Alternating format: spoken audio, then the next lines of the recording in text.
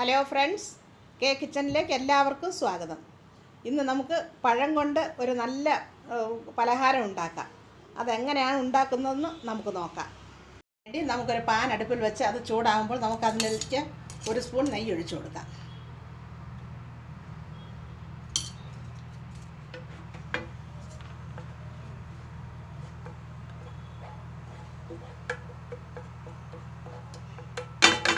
പിന്നെ അതിലേക്ക് നമുക്ക് അരിഞ്ഞു വെച്ചിട്ട് തേങ്ങ ഇട്ട് ഒന്ന് മൂപ്പിച്ചെടുക്കാം.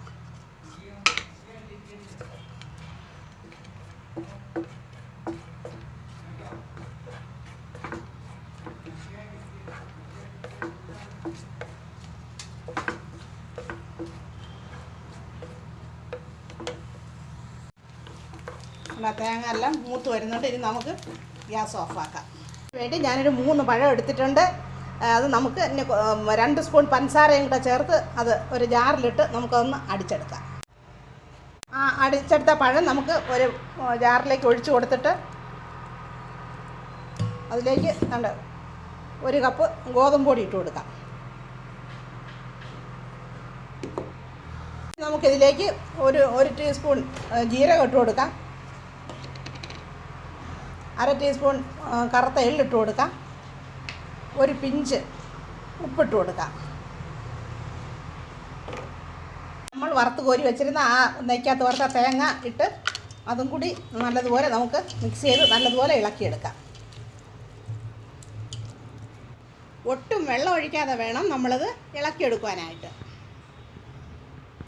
നമുക്കിത് ഒന്ന് ഉണ്ടാക്കിയെടുക്കാം. അതിനുവേണ്ടി ഞാനൊരു പാൻ അടുപ്പിൽ വെച്ച് അതിൽ എണ്ണ ഒഴിച്ച് അത് ചൂടായിട്ടുണ്ട്. ഇനി നമുക്കിത്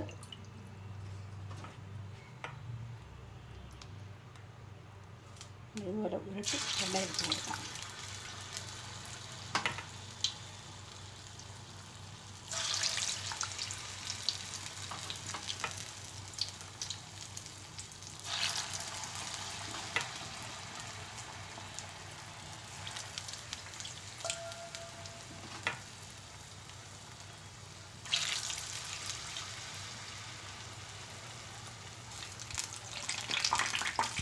നമുക്കതൊന്ന് തിരിച്ചിട്ട് കൊടുക്കാം.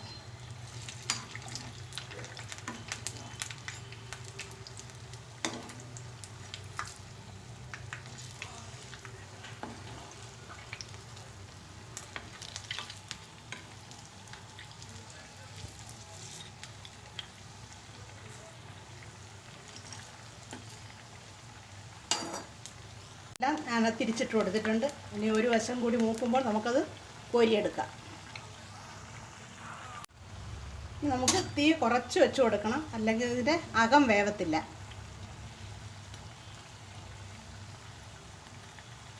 ചെറിയ ഉരുളകളായിട്ടാണ് ഞാൻ ഇട്ട് കൊടുത്തതാണ്. ഇപ്പോഴും എല്ലാം നല്ല വലുതായിട്ട് പൊങ്ങി വന്നിട്ടുണ്ട്.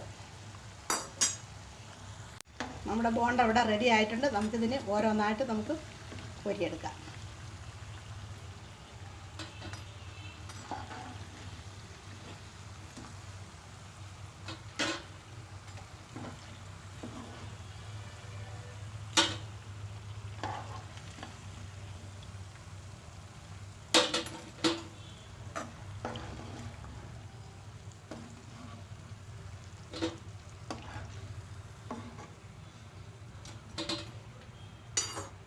ഇനി വീണ്ടും ഇതുപോലെ തന്നെ